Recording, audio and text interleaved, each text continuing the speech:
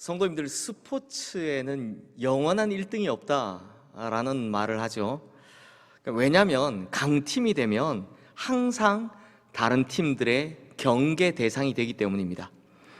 그래서 이제 전력 분석도 당하고요, 또 그렇게 강팀의 모든 장점과 약점들을 모조리 다 연구 분석당합니다. 그리고 실제로 엄청난 견제가 들어오게 되죠. 그런데 이것은 성도들의 영적인 생활에도 마찬가지입니다. 성도들의 믿음이 약할 때, 즉 약팀일 때, 그래서 무기력하게 그냥 아무것도 안 하고 있을 때는 사단 역시 그냥 가만히 내버려 둡니다.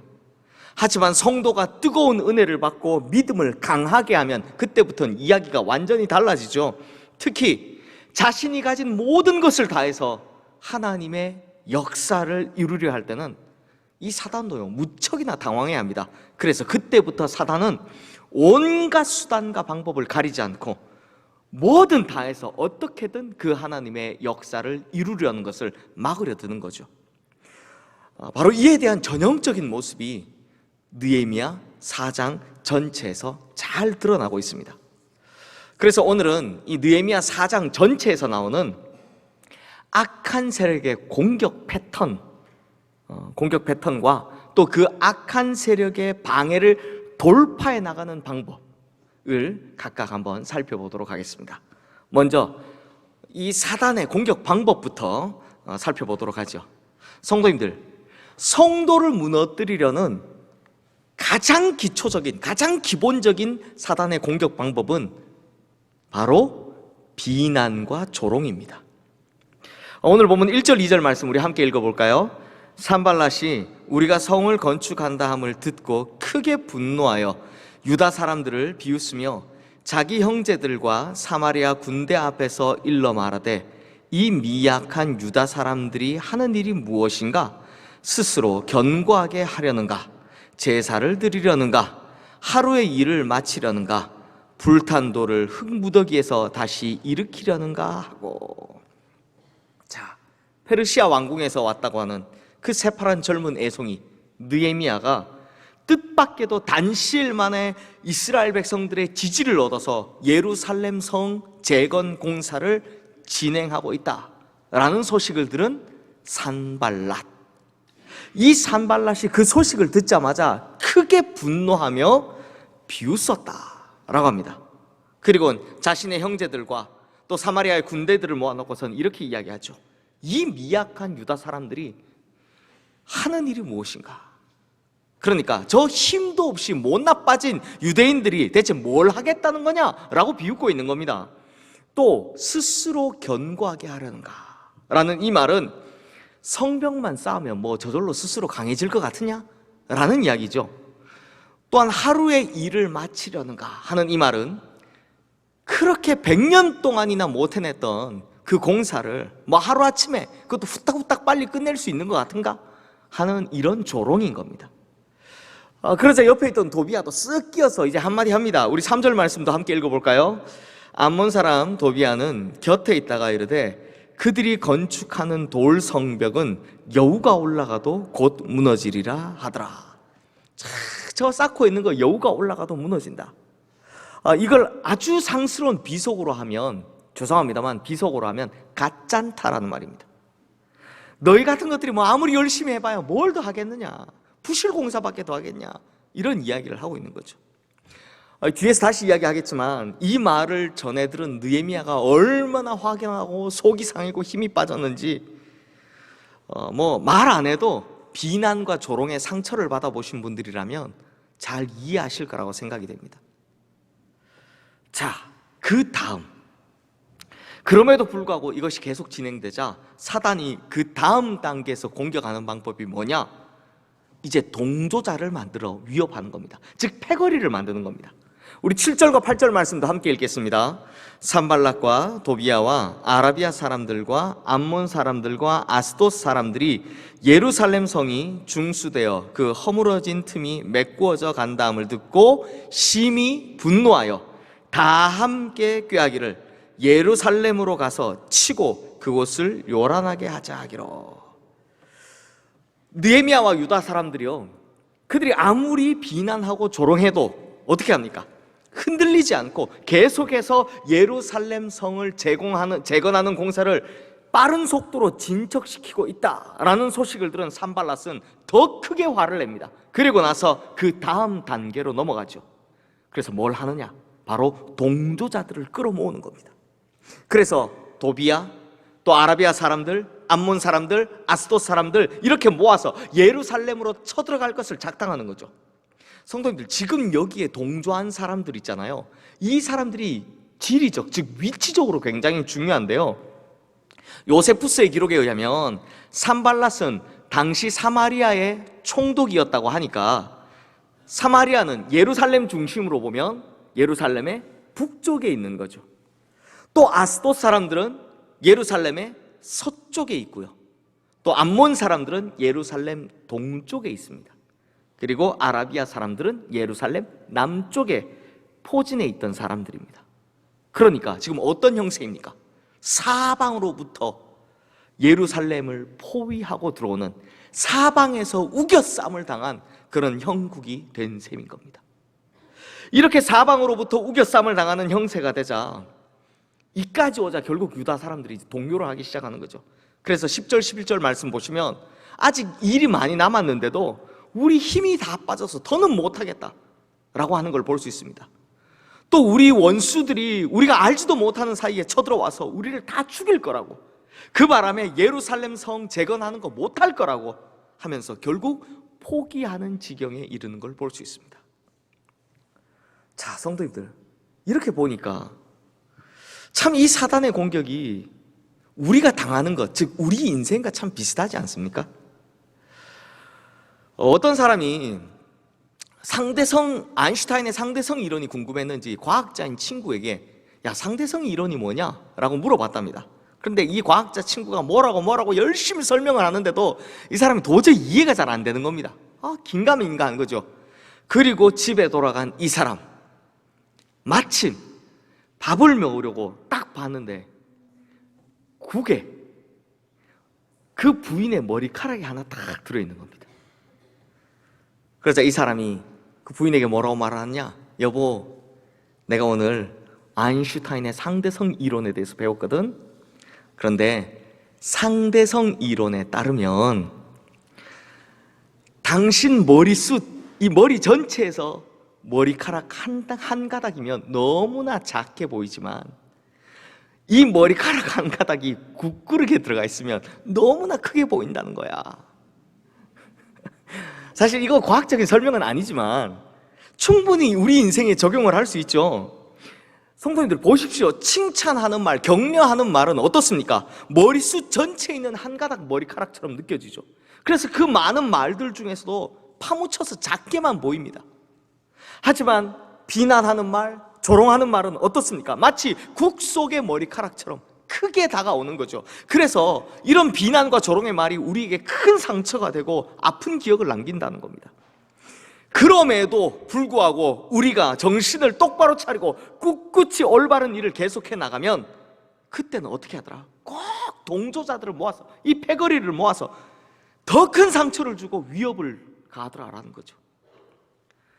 이런 식으로 각종 비난과 조롱에, 또 사방이 우겨쌈을 당하는 공격에 연속적으로 당하면요, 아무리 강한 사람이라도 펀치를 계속 맞으면 데미지가 쌓이게 돼 있는 법입니다.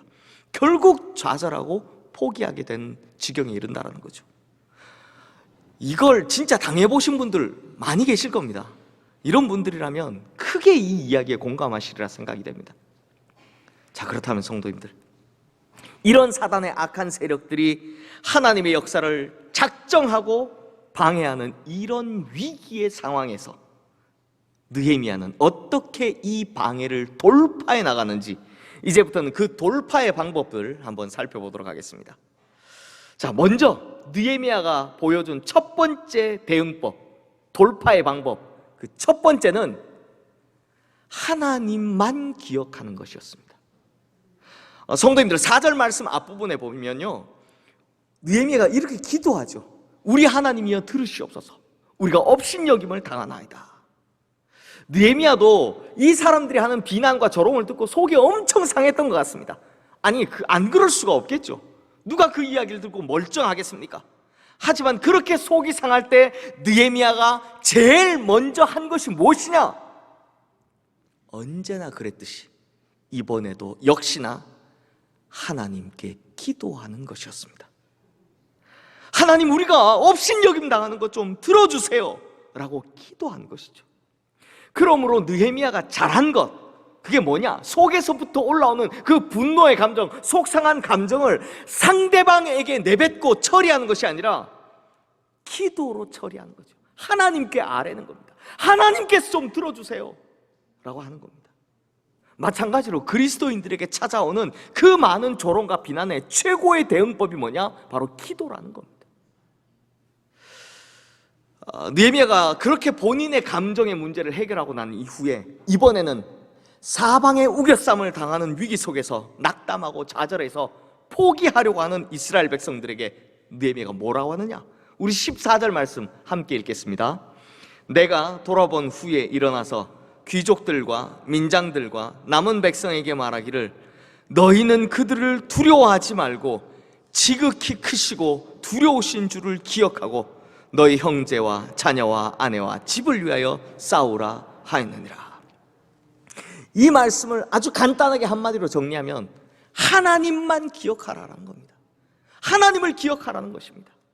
악한 세력의 위협에 정신이 팔려서 당장 눈앞에 보이는 것, 이것만 가지고 두려워하지 말고 오히려 이런 순간에는 그들보다 훨씬 더 크시고 그들보다 훨씬 더 강하신 보이지 않으시는 하나님을 기억해내라라는 것입니다.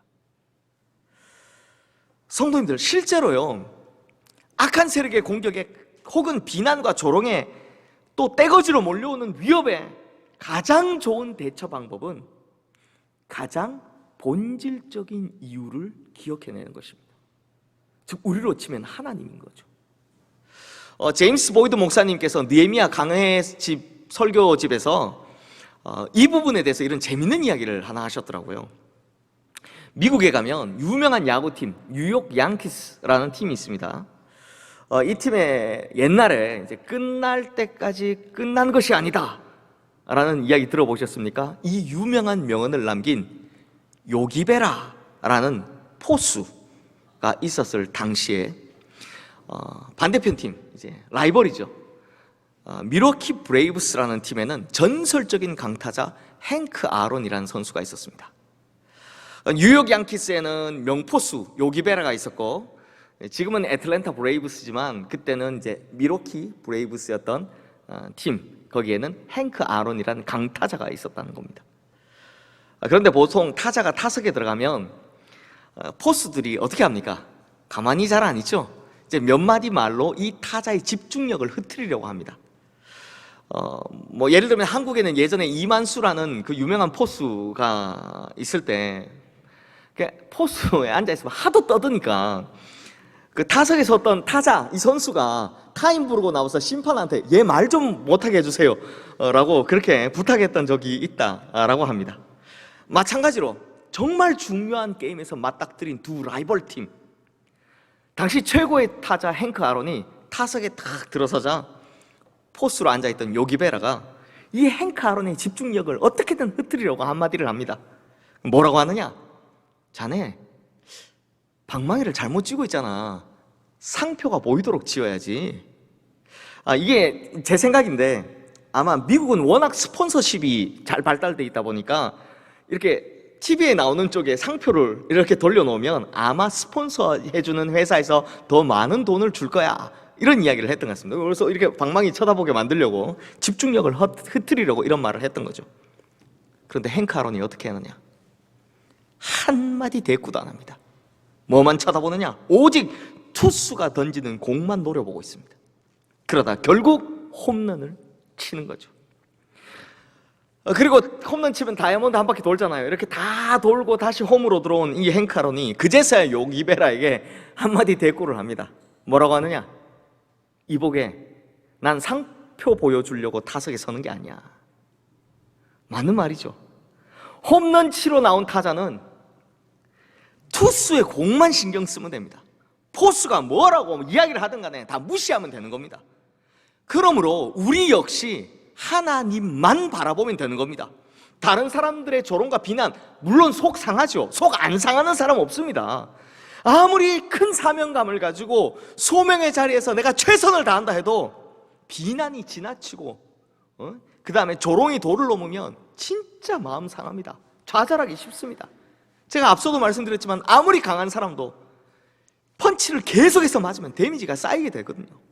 하지만 그럴지라도 철저히 하나님만 바라보고 나가면 우리 역시 홈런을 치고 결국에는 이기게 된다라는 것입니다. 실제로 초창기 로마의 그리스도인들, 그 핍박이 정말 절정에 달했을 때, 그래서 말을 할 수 있는 자유도 박탈당하고 밖을 돌아다닐 수 있는 자유도 박탈당했을 때 그들이 지하 동굴, 그 무덤이죠, 카타콤에 숨어서 이 위기를 버텨내기 위해서 어떻게 했느냐, 벽에다가 하나님을 기억하라, 예수님을 기억하라 라는 글귀를 새겨놓고 그걸 잊지 않으려고 쳐다보면서 계속 노력했다라고 합니다. 근데 성도님들, 느헤미야는 기도만 한 건 아닙니다. 느헤미야가 보여준 두 번째 대응법, 바로 오히려 더욱 박차를 가하는 것이었습니다. 6절 말씀 우리 함께 읽겠습니다. 이에 우리가 성을 건축하여 전부가 연결되고 높이가 절반에 이르렀으니 이는 백성이 마음들여 일을 하였음이니라. 여기서 이 백성이 마음들여 일을 했다라는 말, 즉 모든 백성들이 온 정성을 다해서 혼신의 힘을 기울여 이 일을 했다라는 겁니다. 다시 말하면 상대의 비난과 조롱을 오히려 자극제로 삼아서 더 열심히 일을 했다라는 거죠. 우리 성도님들께서도 느헤미야서 지금 계속 쭉 오고 있으니까 보면서 아시겠지만 느헤미야는 기도만 하는 사람은 아니었죠. 느헤미야는 항상 기도로 먼저 시작하지만 그 다음엔 언제나 철저히 준비하고 열심히 일하는 사람이었습니다. 그래서 이에 대해서 찰스 스펄전 목사님이 이런 말씀을 하셨어요. 이거 한번 잘 들어보십시오. 모든 것이 하나님께 달려있는 것처럼 기도하라. 하지만 준비할 때는 모든 것이 너 자신에게 달려있는 것처럼 일하라. 기도는 어떻게 하라고요? 모든 것이 하나님께 달려있는 것처럼 기도하라. 또 일할 때는요, 준비할 때는 모든 것이 너 자신에게 달려있는 것처럼 일하라. 특히나 언제 외부의 압박이 심할수록 더욱 열심히 해야 하는 겁니다. 반대로 낙심해서 손을 놓고 아유 알아서 되겠지, 뭐 하나님 알아서 하시겠지 이러고 있으면 그야말로 사단이 계획한 대로 이루어지고 있는 거기 때문입니다.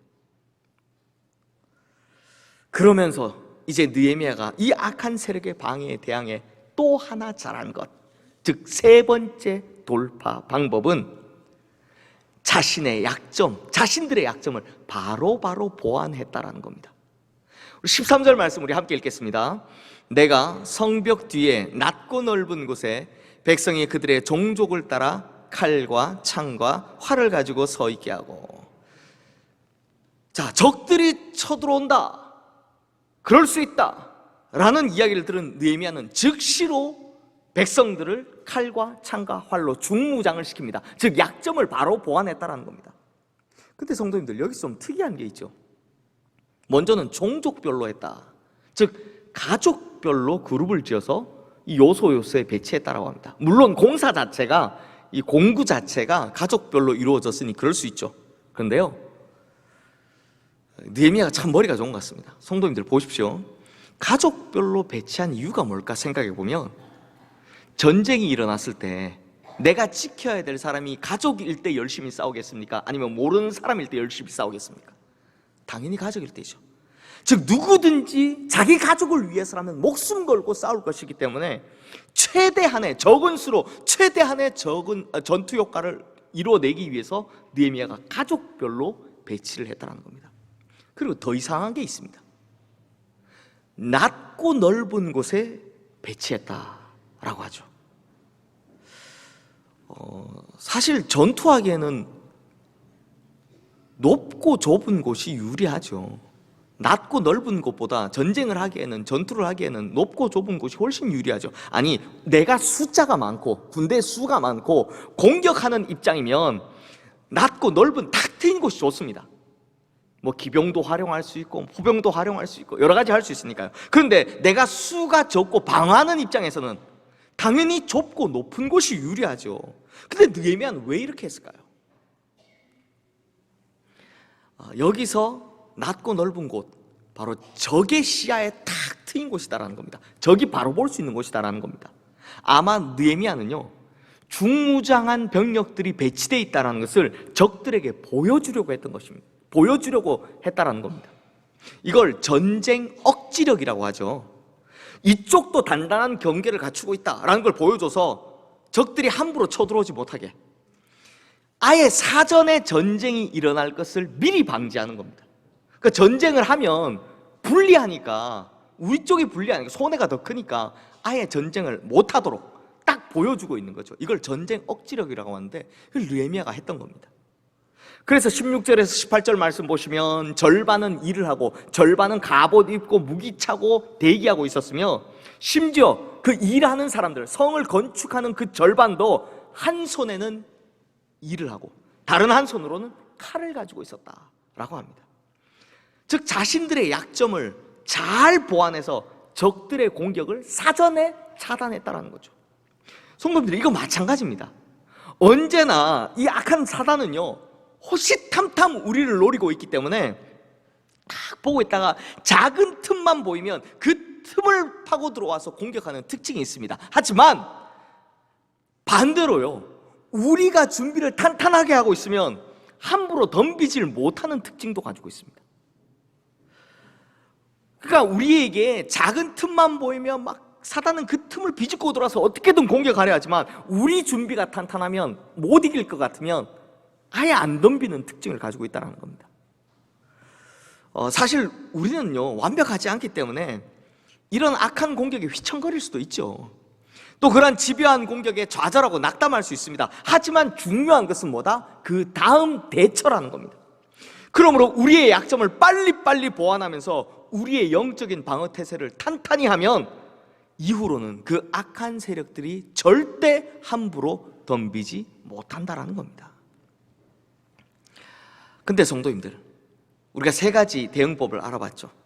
기도하는 것, 그리고 철저히 준비하고 열심히 일하는 것, 그리고 약점을 바로바로 보완하는 것. 이런 것들보다 사실 더 중요한 게 있습니다. 우리가 살아가는 동안요, 악한 세력들은 어떻게든 우리를 무너뜨려 하기 때문에 사실 오늘 말씀에 나오는 것보다 훨씬 더 악랄하고 훨씬 더 치사한 다양한 방법들로 우리를 계속해서 공격해 올 겁니다. 하지만 우리가 걱정하지 않아도 되는 진짜 이유가 있습니다. 이게 정말 중요한 거죠. 우리 성도님들, 철로역정이란 책 아시죠? 철로역정에 보면요, 주인공 크리스천이 어떤 한 방에 들어갔는데 그 방에 보니까 한쪽에 벽난로가 있는 겁니다. 그리고 거기엔 불이 활활 타고 있더랍니다. 아니, 그런데 어떤 사람이 그 벽난로 옆에 서가지고 이 불을 끄려고 계속해서 물을 끼얹고 있는 겁니다. 그래서 엄청나게 많은 물을 계속 끼얹고 있다는 겁니다. 근데 놀랍게도 불은 꺼지지를 않고 오히려 계속해서 활활 타고 있더라는 겁니다. 이게 신기하게 보였던 크리스찬이 자기를 안내하는 안내자에게 저게 뭡니까? 라고 물어봤답니다. 그러자 안내자가 이렇게 대답을 합니다. 물을 끼얹어서 불을 끄려고 하는 저 애쓰는 자는 마귀인데, 그럼에도 불구하고 불이 점점 더 세차게 타오르고 있죠. 그 이유를 제가 보여드리겠습니다 라면서 크리스찬의 손을 잡고 벽난로 뒤편으로 데려갑니다. 그랬더니 거기에는 또 다른 한 사람이 손에 큰 기름통을 들고선 끊임없이 불 위에다 기름을 붓고 있더라라는 겁니다. 성도님들, 불이 꺼지지 않도록 끊임없이 기름을 부으신 분, 이분이 누구신지 아십니까? 바로 예수 그리스도이십니다. 그러니까 우리 마음에 부어진 불씨가 붙은 이 은혜를 꺼트리지 않기 위해서 주님께서는 끊임없이 성령의 기름을 부으시고 은혜의 기름을 부어주신다는 것이죠. 그러므로 지금도 우리를 붙들고 계신 주님 때문에 우리는 절대 망하지 않는 것입니다. 절대 사단 마귀의 공격에 지지 않는 것입니다. 악한 세력의 어떤 공격에도 이겨낼 수 있는 것입니다. 그래서 15절 말씀에 보시면 하나님이 그들의 꾀를 패하셨으므로 라고 말씀합니다. 느헤미야의 노력, 물론 잘했습니다. 그러나 그 노력 때문이 아니라 누구 때문에? 결국에는 하나님께서 이들을 지켜주셨다, 하나님께서 이 일을 이루어주셨다라고 말씀하고 있다는 겁니다. 그러므로 성도님들, 끊임없이 우리를 위해서 보이지 않는 손으로 기름을 부으시는 주님을 기억하면서 수많은 악한 세력의 공격에 낙담하거나 좌절하거나 포기하지 말고 주님 바라봄으로 끝끝내 승리하는 우리 성도님들 되시기를 주님의 이름으로 축원합니다. 이제 말씀을 마무리하겠습니다. 성도님들, 우리 9절 말씀 한번 읽어볼까요? 우리가 우리 하나님께 기도하며 그들로 말미암아 파수꾼을 두어 주야로 방비하는데, 자, 여기서 딱 띄는 단어가 있습니다. 바로 우리라는 말이죠. 느헤미야서를 보면 쭉 봐오셨겠지만 지금까지는요, 이제까지는 느헤미야 혼자서 기도를 해왔습니다. 그래서 내가 기도했다, 이렇게 기도했다 라고 기록되어 있지만 여기서부터는 어떻게 했다고요? 모두가 합심하여 함께 기도했다라는 겁니다. 결국 느헤미야 혼자서 하나님의 역사를 감당한 것이 아니라 우리가, 즉 모두가 함께 했다라는 겁니다. 즉 예루살렘 성 재건 공사를 느헤미야 혼자 이뤄낸 것이 아니라 모든 백성들이 한 손에는 칼을 쥐고 다른 한 손에는 삽과 망치를 들고서 다 함께 이루어내었다라는 겁니다. 성도님들, 지난 수요 예배 때요, 대표기도 하시던 권사님께서 전교인 야외 예배 잘 마치는 것에 대해 감사를 하면서 이런 기도를 하셨습니다. 하나님, 그날 비도 주시고 햇빛도 주시고 구름도 주시고 바람도 주시는 걸 보니 마치 우리의 인생을 보는 것 같았습니다. 정말 멋진 식구 같지 않습니까? 그날 비도 주시고 햇빛도 주시고 바람도 주시고 구름도 주시는 걸 보니 마치 우리의 인생 보는 것 같았다. 그때 제가 그 기도를 들으면서 번뜩하고 떠올랐던 영감이 있었습니다. 참석하신 분들 다들 기억하시겠지만 그날 우리 모두가 다 함께, 그냥 함께하고 다 함께 기뻐하고 즐거워하다 보니까요, 비가 와도 햇빛이 비쳐도 구름이 껴도 바람이 불어도 거기에 대해서 아무도 신경을 안 쓰더라라는 겁니다. 가기 전에는 목사님 일기예보에 비 온다는데 어떻게 해요? 이러셨는데 우산 챙겼어요? 이런 이야기를 하셨는데 정작 가서 보니까 그냥 막 재밌게 돌아다니기만 하시지 별로 그 날씨에 신경도 안 쓰시더라는 겁니다. 오히려 다들 웃고 막 즐거워하고만 계셨죠. 비가 오는데도 보물찾기 하느라 애 어른 할아버지 할머니 상관없이 다 뛰어나가서 보물찾기 하고 계시고 그러셨잖아요. 바람이 불어도 상관없이 거기 좋은 경치 보시느라 막 좋으셔가지고 막 그러고 계시고, 굳은 날씨, 좋은 날씨 하나도 신경 안 쓰시더라라는 겁니다. 그냥 마냥 다들 좋아만 하셨죠. 저도요, 그 깔깔거리면서 웃는 소리 듣는 게 얼마나 기분이 좋던지, 그냥 막 웃으시는 소리 들리는 게 너무 기분이 좋더라고요. 그때 그 모습이 생각이 나면서 제가 깨달아지는 게 있더라고요. 진짜 우리의 인생도 마찬가지겠구나 라는 거였습니다. 우리의 인생에 비가 내리든 햇빛이 비치든 구름이 끼든 바람이 불든 우리 모두가 함께 즐거워하면 그런 것들 아무 문제도 되지 않겠구나, 그곳이 바로 천국이겠구나 하는 생각이 든 겁니다. 성도님들, 우리라는 존재가 함께라는 것이 그만큼 중요한 것입니다. 그러고 보면 하나님께서 우리에게 주신 가장 좋은 선물은 같은 교회에서 함께 신앙생활하는 우리 동료 성도님들인 거죠. 그런 우리가 사단의 도구 따위가 되어서 다른 이를 비난하고 조롱하면서 혹은 자기 세력, 자기 패거리를 만들어서 위협하거나 하면 그러면 되겠습니까? 안 되죠.